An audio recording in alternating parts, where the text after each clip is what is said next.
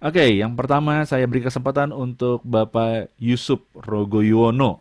Oke, Pak Yusuf sudah buka videonya. Oke, Pak Yusuf, silakan. Pak Yusuf ingin mengajukan pertanyaan apa kepada Pak Esra Soru? Ya, Silahkan. terima kasih Pak Isra Soru, terima kasih buat pemaparan yang boleh kami dengarkan malam hari ini. Ada beberapa pertanyaan, tapi karena aturan hanya dua, saya tanya dua saja. Yang pertama, berkaitan dengan Langsung dihabisin pemaparan. ya berarti ya. Jadi nanti nggak boleh nanya lagi ya kalau Pak Esra udah ini ya. Sebenarnya Oke. ada banyak, dua aja cukup. Yang pertama berkaitan dengan usaha kita menjadikan Alkitab sebagai standar dalam penentuan dosa. Saya sangat setuju dengan itu. Yang menjadi pertanyaan saya berkaitan dengan ini, bagaimana dengan perkara-perkara yang tidak tertulis atau tidak terdapat di Alkitab? Sebagai contoh ringan dulu. Contoh ringan tentang rokok. Ada yang menganggap itu dosa, ada yang menganggap tidak dosa. Bagaimana kita menentukan itu sedangkan di Alkitab tidak mencatat tentang itu. Contoh yang agak berat berkaitan dengan keputusan etis yang perlu diambil, yaitu sebagai contoh misalnya kasus eutanasia.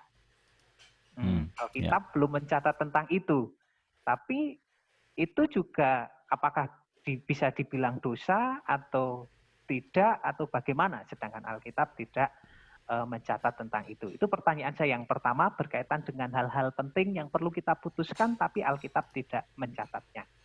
Pertanyaan saya yang kedua, itu berkaitan dengan pemaparan Bapak mengenai ada dosa aktif, ada dosa besar, ada dosa yang sengaja gitu kan. Nah, bagaimana kalau hal ini berkaitan dengan tuntutan profesi? Ambil contoh, firman Tuhan berkata, jangan membunuh. Berarti kalau kita membunuh itu dosa aktif, dosa besar, dosa sengaja. Tapi semisal itu berkaitan dengan tuntutan profesi sebagai TNI atau Tentara Nasional Indonesia yang berkewajiban berperang. Mau nggak mau harus membunuh musuh. Kalau enggak, palah akan dibunuh. Dan itu usaha membela negara. Padahal itu notabene adalah sebuah dosa aktif, sebuah dosa besar, bahkan sengaja. Karena itu merupakan dosa pembunuhan. Mungkin itu dulu karena dibatasi dua. Ya, Terima sudah, kasih. Pak. Terima kasih Pak Yusuf. Pak Esra sudah dapat nangkap ya, Pak ya, pertanyaannya ya. Ya, Oke, silakan Pak Esra. kalau kita memang Alkitab ini kan tidak membicarakan segala hal, ya. Nah, apalagi dosa-dosa yang sifatnya dosa modern. Kalau kita misalnya mau, memang betul Alkitab harus menjadi standar, tapi itu tidak hanya sesuatu yang sifatnya eksplisit. Karena ternyata narkoba juga tidak pernah disinggung dalam Alkitab, ya kan? Nah, dan lain sebagainya, dosa-dosa dalam dunia modern sekarang yang tidak dikenal di dalam dunia Alkitab. Tapi menjadikan Alkitab menjadi standar itu tidak berarti harus ada pernyataan eksplisit. Tapi kita juga bisa melihat bahwa prinsip-prinsipnya, kita bisa melihat itu dosa atau bisa menentukan sesuatu dosa itu dari pernyataan-pernyataan Alkitab yang bisa sifatnya implisit. Ambil contoh misalnya adalah merokok. Memang terjadi kontroversi, ada banyak orang yang terutama para perokok yaitu menganggap bahwa itu tidak dosa. Bahkan judi pun tidak ada dalam Alkitab dilarang berjudi atau bagian manapun yang bilang judi dosa. Nah, tapi ya kita bisa melihat bahwa memang pada dasarnya, ambil contoh misalnya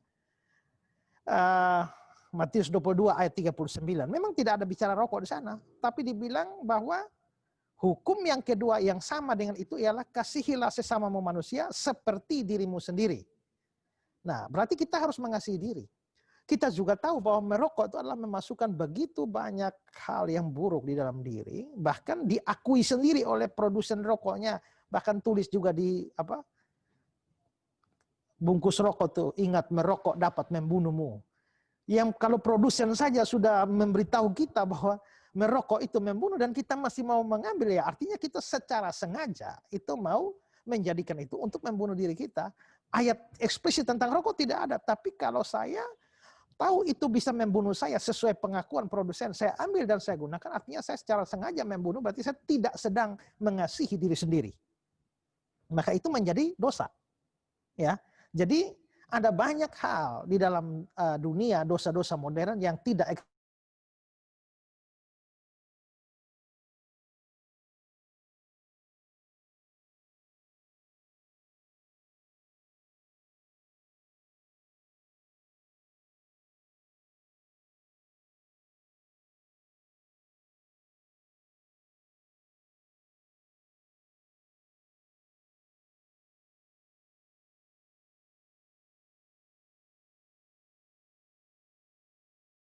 ya. Nah, kalau khusus memang tentang tuntutan profesi, memang waktu kita belajar soal hukum jangan membunuh, ya, jangan membunuh, maka kita ada hukum-hukum dari 10 hukum itu yang sifatnya mutlak. Tapi ada hukum-hukum yang ada perkecualiannya. Ya, ada perkecualian. Salah satu hukum yang ada perkecualiannya itu adalah hukum jangan membunuh. Hukum jangan bunuh itu ada perkecualiannya, misalnya maksud saya dengan perkecualian ini adalah ada pembunuhan yang tidak bisa dianggap sebagai dosa. Misalnya, pembunuhan dalam rangka bela diri. Ya. Maksudnya bela diri di sini adalah kalau saya tidak membunuh, saya dibunuh. Dalam situasi seperti itu. Kalau saya diperhadapkan, saya tidak ada urusan, saya bunuh orang, saya dosa. Tapi kalau saya diperhadapkan, kalau saya tidak membunuh, saya dibunuh, maka itu perkecualian yang diberikan. Nah, ada satu, kita bisa mengatakan dasarnya, yaitu misalnya, mengasihi sesama seperti diri sendiri. Kalau saya bisa bela diri dan saya tetap membiarkan diri saya dibunuh, saya tidak mengasihi diri saya sendiri. Terus ada satu ayat yang menarik, itu Keluaran pasal 22 ayat 23. Saya bisa share ini ya. Keluaran Bisa, 22 ayat 2 dan 3.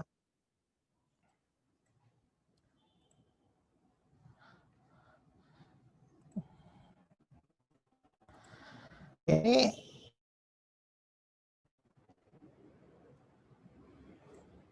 apabila seorang ayat 2 ya. Jika seorang pencuri kedapatan waktu membongkar dan dia dipukul orang hingga mati, maka si pemukul tidak berhutang darah. Jika pembunuhan itu terjadi setelah matahari terbit, maka ia berhutang darah. Atau saya baca dalam terjemahan Indonesia sehari-hari supaya lebih mudah.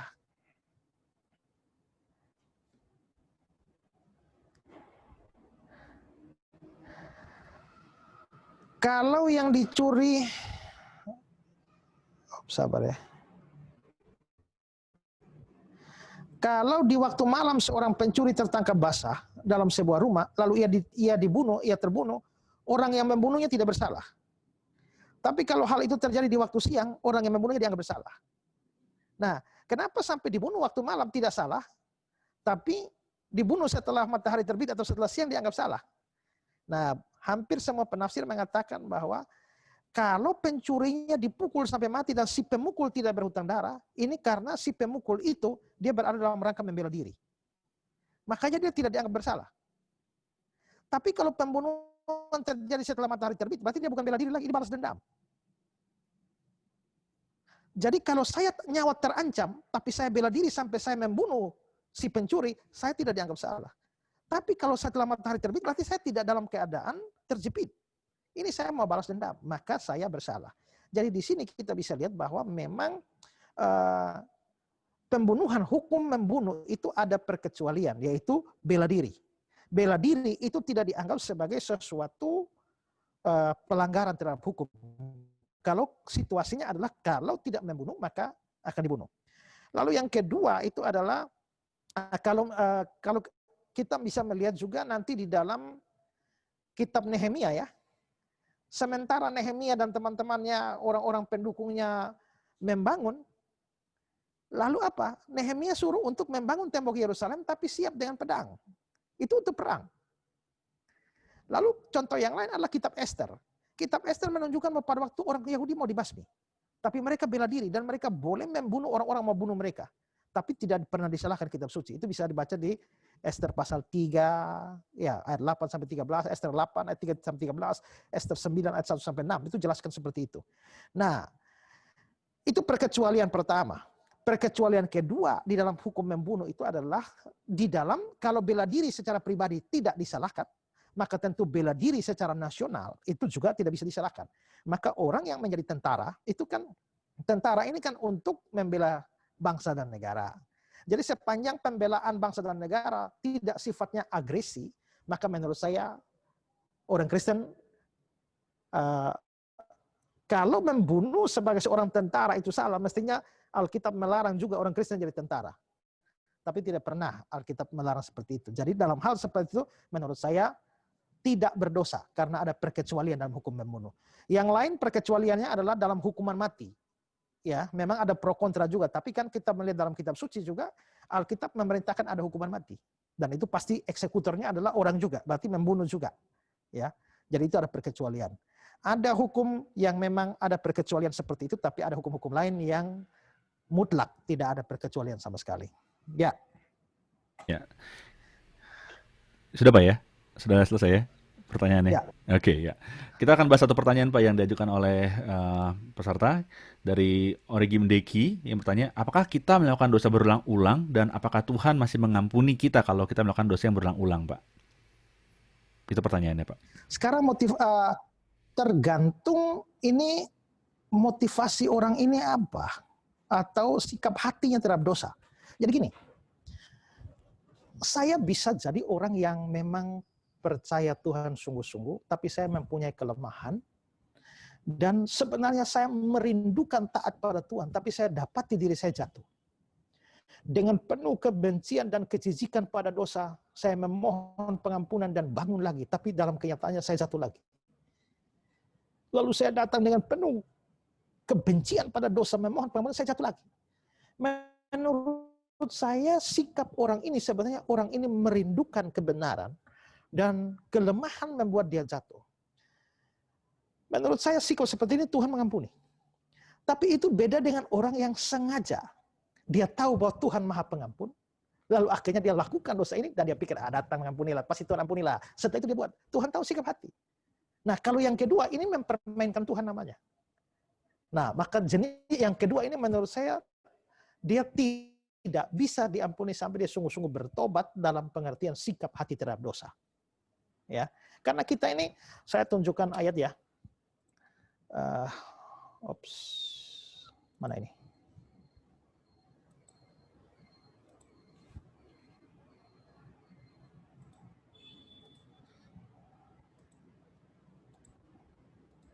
Satu Yohanes 2.